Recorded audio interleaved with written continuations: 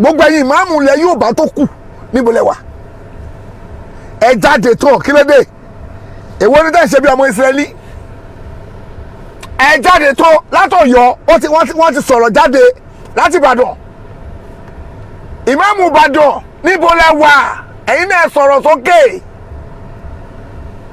gbogbo ìmáàmù ilẹ̀ Yorùbá tó kù ẹ sọ̀rọ̀ sókè ọba kan wá ń sọ pé kíní kan ọba èèyàn máa sọ títí ẹni.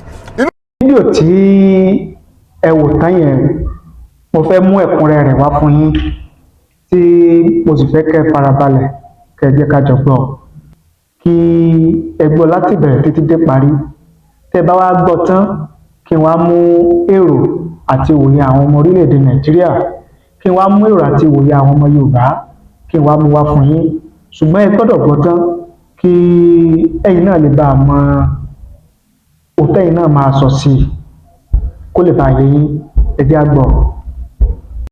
bẹ́ẹ̀ ọmọ mu máa já ẹ tán yes ọmọ wa ni. so ìlú Èkó sínú Rabitah tẹ́yìn tó ń ṣe àdẹ support yẹ ń tọ́ fẹ́ ṣe fún màmú tó líá àwọn ògbà rọ́ndọ̀rọ̀ndọ̀ ni yes àdẹ lè support torí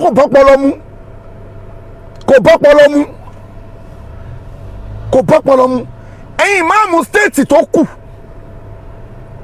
bàbá ìmáàmù Ìbàdàn ti declare pé wọ́n ti rán bàbá wa mi ìrántí orúkọ bàbá wa tó sọ̀rọ̀ yẹn ẹ tó bá mọ orúkọ bàbá wa tó sọ̀rọ̀ yẹn ẹ jẹ́ gbé fídíò yẹn wá látọ̀rọ̀ bàbá ìmáàmù Ìbàdàn lọ́rọ̀ ti wá authority làwọn tó sọ̀rọ̀ yìí authority ni bàbá tó sọ̀rọ̀ ní ìsìláàmù yìí authority náà jẹ́ ní gbogbo Ọ̀yọ́ lórí Islam kẹ́ni bọ́dí bá sọ ìsọkúsọ kó gbéra dáadáa sọ ẹ jẹ́ agbọ́n tí a bá wa yìí wí ẹ̀yẹn gbé rọ̀ndọ̀rọ̀ndọ̀ yẹn kan ṣe wọ́n láti ibì kan ẹ jẹ́ play bismillah. Don't sit down without telling you what is raging because you'll be wondering. A man stayed at Agege and started removing the Imam of Ogbomoso. I want to tell you without any fear of being contradicted that if anybody supports what rubbish is doing, the Imam of Ibadan is not part of them.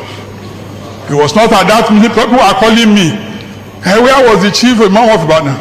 I got Baba was not at that meeting because he was hosting the Sultan here in Ibadan. And as the chairman of the Muslim community, I want to tell you that no man at Agege can remove the Imam of Ogbomoso. He's wasting his time. What he's trying to do is pure rubbish. The case of that imamship is in court. So it's subjudice for anybody to want to interfere. And in any case, the League of Imam Al-Fas, we respect them. They are not the people who installed the imam. How can you remove somebody you didn't install? And for what reason? This guy is one of the best imam we have in Nigeria today. All of us are supposed to support him, to see that we give him all the courage he needs to perform as a young imam. But for whatever reason, some people just stay in Agege and start talking. And this is not the first rubbish. Somebody who is insulting the Sahabas of the Prophet, what can he say that will make sense? So that is internal terrorism. May Allah save us from it. Assalamu alaikum warahmatullahi wabarakatuh. ṣùgbọ́n tí bàbá wa Kúnlé Sanni wí ṣùgbọ́n fúnra ẹ̀ bàbá wa tó ń sọ̀rọ̀ yìí authority ni wọ́n láti sọ nǹkan sọ yìí gbogbo tó lè sọ yẹn ohun tó sọ yẹn bàbá wa Ìmáàmù Ìbàdàn grant yẹ pé wí gbogbo ẹ̀yin ìmáàmù tó kù kí lẹ̀ ń wò bàbá Ìmáàmù Èkó ní wọn ní support òṣì yìí láyéláyé pé kọ́lọ̀ yọ Ìmáàmù Ògbómọ̀ṣọ́ pé kọ́ yọ ta ni ń bò bàbá Ìmáàmù Èkó lè support ẹ̀ láyéláyé èmi náà dẹ̀ ń gbẹ́nu mi ò lè gbẹ́nu bàbá Ìmáàmù Èkó sọ mò ń gbẹ́nu gbogbo sẹ́fì ọ̀ṣọ́ lápapọ̀ tí tí mo represent gbogbo saviour so nílé lóko lẹ́nìwíẹ̀ mo ń gbẹnu wa wí pé àwa gan support ẹ̀ òsì ló ń ṣe gbogbo ẹ̀ tó bá ní kọ́kọ́ yọ̀ máa mú Imam Ogbomoso òsì lónìí tó ń ṣe kò bá jọba kò bá jáfa kò bá jẹ́ máa mú òsì lónìí tó ń ṣe ẹni sùúrù ẹ jẹ́ ká ṣe sùúrù náà ṣé mọ̀ pé àáfàá yìí n tó fi ń gbógun ti ìmáàmù tọ́líà ó ní pé ìmáàmù tọ́líà ò sọ́pọ́tì tóun bá mọ́ṣù kò kún òun lọ́wọ́ ìmáàmù tọ́líà ń takò òun tóun bá sọ pé jọba ìrìnàmọ́ mọ́ṣù ìmáàmù tọ́líà náà wà nínú àwọn tó ń takò òun ìmáàmù tọ́líà tó wá sọ́pọ́tì mufti tóun yàn ara charge tó charge ìmáàmù tọ́líà nìyẹn pé n tó ń dùn mo ń tú bẹ́lìtì mi ó ti fún mi kò pa máa kí lọ bẹ́ẹ̀ fún ara tó fi ń ìjà tó ń bá ìmáàmù tọ́líà jà nìyẹn ẹ wá ní sùúrù ẹ jẹ́ ká dàálẹ̀ ká tún ṣà òun tóun sọ wípé ìmáàmù tọ́líà o kò tẹ̀lé tóun sọ ṣe mọ̀ pé àáfàá yìí ó wà nú àwọn moon sighting committee ò ní kú báyìí dísù wàá gbà yìí ó ti rà báyìí ó ti dùn báyìí ó dùn jẹ́ fi ó wà nú àwọn moon sighting committee ìyẹn àáfàá yìí àáfàá tó ń kọlù fún respect ni o tó ń dúró pé ọkọ respect òun o akíní ti gbọ́dọ̀ ju ẹgbà mi o tóun dúró de pé wọn respect òun tó ń torí ẹ̀ gbógun ti Imam tọ́líà bismillah kò fi ṣúgà sí náà àbí kò fi oyin sí náà tóun gbógun ti Imam tọ́líà eléwì ṣẹtigẹẹtì òun náà wà nú àwọn moon sighting committee tó ń jọ máa ń lọ sọ́dọ̀ bàbá wa Sultan ní Sokoto tó ń jọ ń ṣe mítì nípa bá ṣe máa wẹ̀ bá ṣe máa lóṣù o kí gbogbo àtẹ̀lé olórí ni o tóun bá ti wá lọ sọ́hùn tó ti lọ bá wọn ṣe mítì lọ́hùn àwa délẹ̀ yóò bá àwa da gbogbo ẹ̀rù àwa máa wá mọ́sù fúnra ẹ̀ sóhun náà tẹ̀ láṣẹ olórí ń gbà yẹn sóhun náà tẹ̀ láṣẹ olórí ọmọdé tó ní tóun bàjẹ́ àgbà orí ẹyẹlé lòun màmá jẹ orí ẹyẹlé o kìnnìkan òun ló ṣẹlẹ̀ yẹn ṣùgbọ́n òun náà gbà fún olórí ni wà á fẹ́ kọ́ gbà fún wọn ṣé wọ́n tẹ̀ láṣẹ Sultan of Sokoto Sultan of Sokoto dẹ̀rẹ̀ authority ní fún gbogbo Nàìjíríà wà yìí ṣé ìwọ gbà fún rí ìwọ gbà fún Sultan of Sokoto òwò expect kí Imam tọ́líà gbà fún wọn kí ló sọ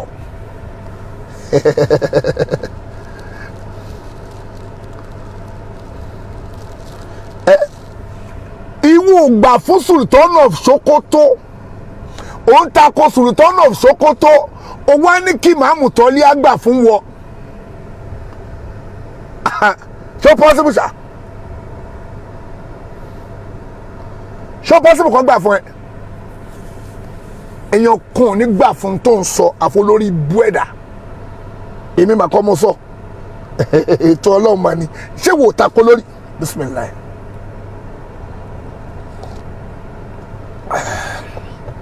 kí ló ti gbọ́nà jù ọlọ́run kò lè tún lọ díjà ẹ̀ tán pẹ́ ṣé wò ó takò lórí bẹ́yẹn ṣé wọ́n ń tẹ̀lé tí Sultan of Sokoto gbé ó tẹ̀lé ìdájọ́ ẹ̀ wà á lọ bá wọn ṣe mítìn tẹ́ bá parí mítìn tán tẹ́ bá ti dé wà á wá dàrú wà á wá pàṣẹ lọ́wọ́ ara títí ẹ kí ló ń lọ ṣe ń bẹ̀ kí ló lọ ṣe ń bẹ̀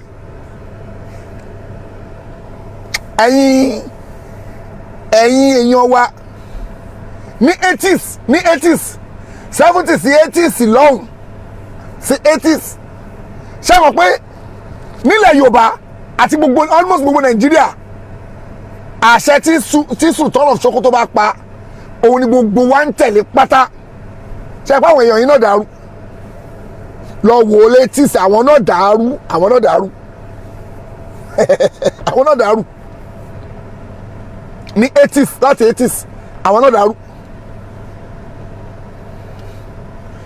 kéde mi ṣe bẹ́ẹ̀ ó wá ń retí respect tó wò fún èèyàn kan ó wá ń kọ́ fún respect yẹn ṣé wọ́n fún Sultan ní respect ṣé wọ́n fún respect ṣé wọ́n tẹ̀lé àṣẹ tó ń pa ó wá ń expect ìmáàmù tọ́líà kó kí ìmáàmù fẹ́ sọ ìmáàmù tọ́líà di Ogbomoso àwọn Ogbomoso dídìrín àbẹ́ ọ̀fọ́fúngbẹ́mu kó tẹ̀lé ẹ níbi ìwà àgọ̀ tó wù. Are you ready to score high in your JAMB exams and secure admission into your dream university? It's your time. Don't miss this golden opportunity as Basam College of Advanced Educational Study presents a 7-month intensive JAMB coaching program. We have experienced tutors, conducive environment for learning, and our proven track record will help you aim higher and score big. Accommodation is available for long-distance students. Our people in Akure, Ilaramokin, Ero, Isharun, Ipogun, Igbaraoke, Ibuleshoro, and its environment. Grab this opportunity now. Get ready for a 7-month intensive JAMB coaching program that sets you up for excellence. It is flexible for everyone, featuring morning and evening classes. The 7-month intensive JAMB coaching program is scheduled to start on October 2025. You can join us today at number 38 Ajegunle Street, right beside Freddy K, Ilaramokin, Ondo State. You can also call or WhatsApp this number 0703 671 0638 0703 671 0638. Success starts with the right preparation and your journey begins here. Basam College, raising champions for tomorrow.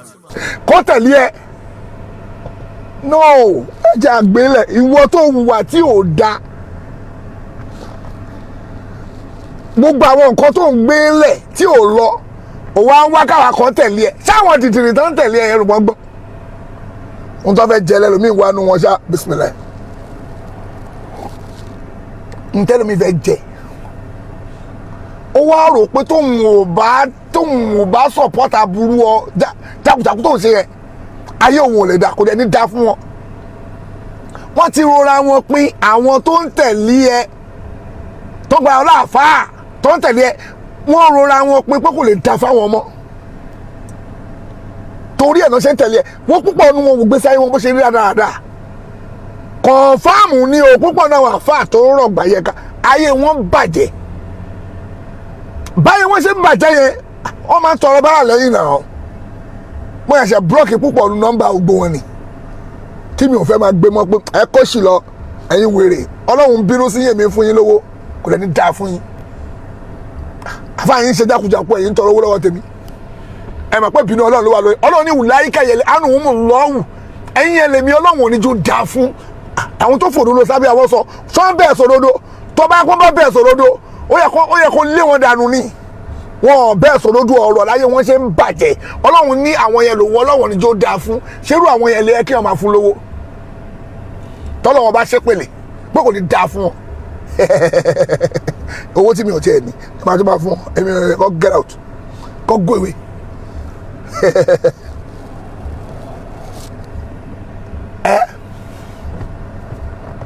ẹ̀wọ̀n tọ́lọ́run ti ṣépèlè wọn lórí wọ́n mọ̀ òdodo wọn sọ fún ẹ pé sì ló ń ṣe ẹ̀yin ìmáàmù Ilẹ̀ Yorùbá tó kù ẹ gbìyànjú àti nàyẹ yín kẹ́ declare bàbá wa Ìmáàmù Ìbàdàn ti declare bàbá wa Kúnlé Sọ́ní ti declare ẹ̀yin tó kù àwa náà ti declare láti save your soul ǹjẹ́ gbogbo yín fọwọ́ sí kọ́ yọ ìmáàmù Tọ́líà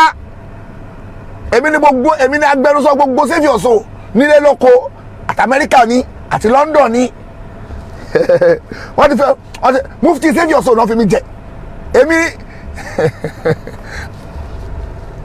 jẹ́ ètò wa já ẹ̀ tó bàbá wa mufti gbogbo àrùsùn náà gbogbo lẹ̀ yóò bá pátápátá gbogbo bí tó bá ti sọ Yorùbá pátápátá bàbá Sheikh Imoran Eleha àwọn gan gbà pé kó yọ ìmáàmù tó lé kó mbẹ mo tún bá wọn sọ tó láwọn gan support ń tẹ̀ ń ṣe bẹ́ẹ̀ ni wọ́n support ọ̀ṣẹ̀ máa ní àbẹ́ ibi táfà mi wà mo wà ibi táfà mi bá tẹ̀sí ni mo tẹ̀sí àfà mi á support pé kó yọ ìmáàmù tó lé tí ò rújú kálílé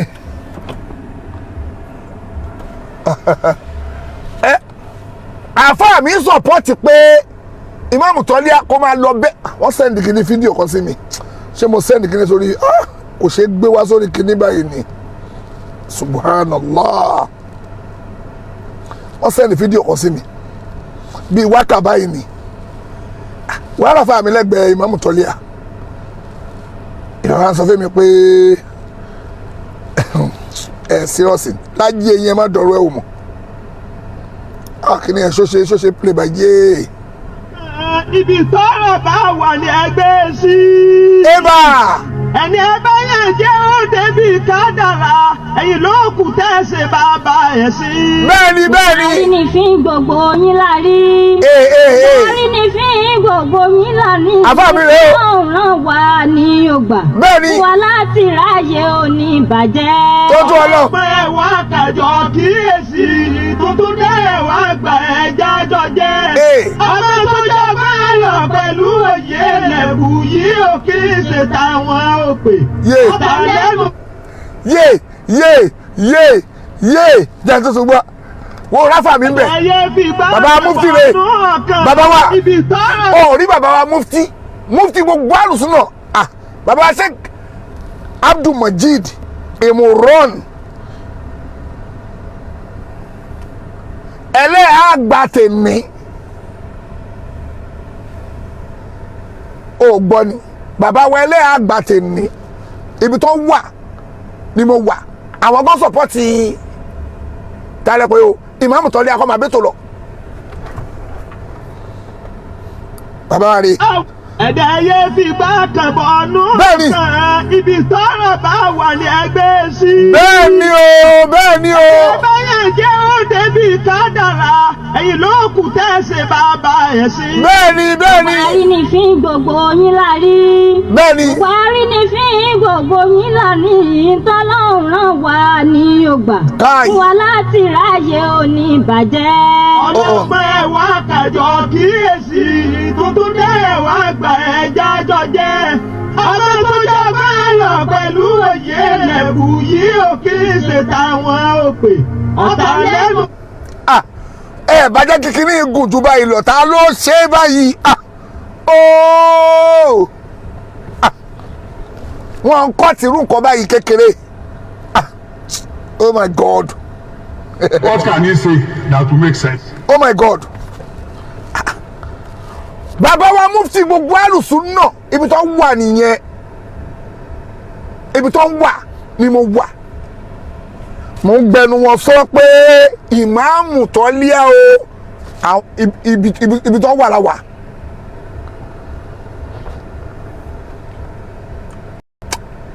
Gbogbo ẹ̀yin ìmáàmù ilẹ̀ Yorùbá tó kù níbo lẹ wà ẹ jáde tán kí ló dé èwo ní tẹ́ ṣe bí ọmọ Ísírẹ́lì ẹ jáde tó látọ̀yọ́ wọ́n ti sọ̀rọ̀ jáde láti Ìbàdàn ìmáàmù Ìbàdàn níbo lẹ wà ẹ̀yin náà sọ̀rọ̀ sókè gbogbo ìmáàmù ilẹ̀ Yorùbá tó kù ẹ sọ̀rọ̀ sókè ọba kan wá ń sọ pé kíní kan ọba èèyàn máa ń sọ títí ẹni inú mi dùn pé ọba náà ti ta ló wá ń parọ́ o mo ti rí àtẹ̀jáde ọba ní màámù táwọn ń yàn kò ń ṣe títí kò ń ṣe tìlú o ta ló wá ń parọ́ nù yín ṣé lọ ṣe ẹ lọ ṣẹṣẹ fẹ́ẹ̀kì ìwé ni ta ló wá parọ́ ìwọ màámù yẹn wọ́n di agbádágbọ́dà kiri wọ́n ti ìmáàmù tuntun tó ń yọ̀ fún wa rèé o inú wọn náà ń dùn ó sọ sí wọn létí pé irú wọn fi mí jẹ máàmù o ìmáàmù inú pálásì mo jẹ o.